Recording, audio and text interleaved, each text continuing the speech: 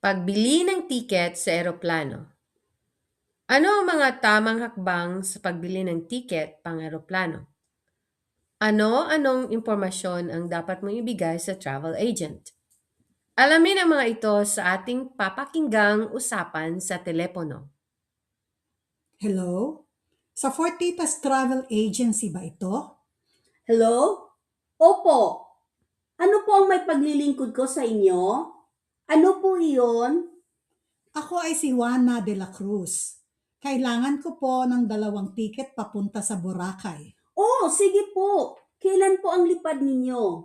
sa 1 linggo. Sa Biyernes, Kailan po ang balik ninyo? sa Lunes. 4 na araw lang kami doon. Oh, sige po. I-check ko lang po kung may upuan pa. Sige, pwede bang pakihanap mo ako ng upuan malapit sa exit row? Sige po. At saka isulat mo naman diyan sa computer na kailangan ko ang vegetarian na pagkain. Wala pong problema. Pagkaraan ng ilang minuto, Confirm na po ang lipad ninyo sa Biyernes at ang balik ay sa Lunes. Magkano ang lahat-lahat? Kasama po ang tax, 6,500 po.